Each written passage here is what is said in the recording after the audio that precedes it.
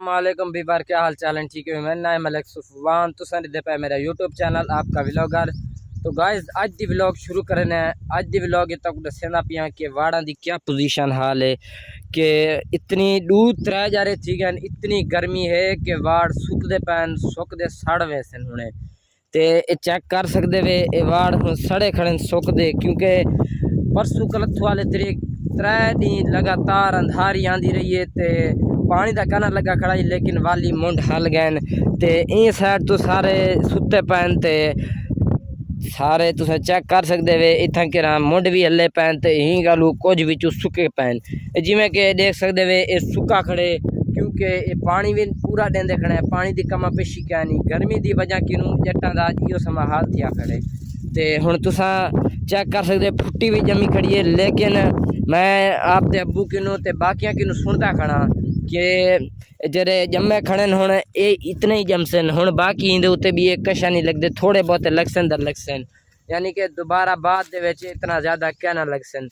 ते हुण तक चेक करना है वार चेक कर सकते हो, इवें सुते पे जिवें मुरझाए पे उन्हें पता नहीं क्या थी गई है। गर्मी ज़्यादा होने की वजह किनू ये थी गए, बीमारी भी कुछ कह नहीं या मसला भी कुछ कह नहीं, वाल भी में मुरझाए पैन ते पानी चेक कर सकते। पानी हर वेले खड़े थिया,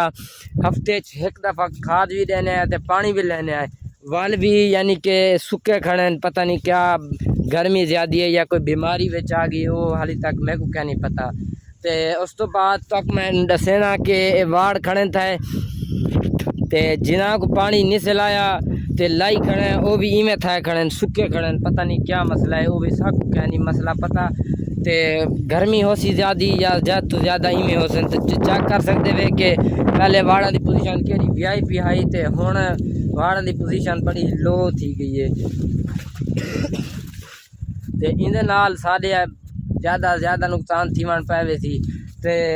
हुण फुट्टी भी जमी खड़ी है, इंशाअल्लाह मुहर्रम दे विच इनकी चुनाई शुरू करा दे। पहले आखा मैं ईद तो बाद, लेकिन लेट थी गया सिस्टम ते ही वजह दे नाल हुण इंशाअल्लाह मुहर्रम तो बाद इंशाअल्लाह इनकी चुनाई शुरू करवा देसूँ। ते उस तो बाद तक हुण फुट्टी दिखे ना माशाअल्लाह फुट्टी तो ठीक लगी खड़ी है, लेकिन जी ये खुशखबरी नहीं सुनी, यानी कि बैड न्यूज़ आई ढेसर दी कि विचू चेक कर सकते वे ये सड़े खड़े बूटे ते ये पीले थे खड़े ते मोंडी का देख सकते वे इतना ज़्यादा यानी कि लो थी पे ते बाकी हुण तुस चेक कर सकते वे टोटली व्यूज़ ते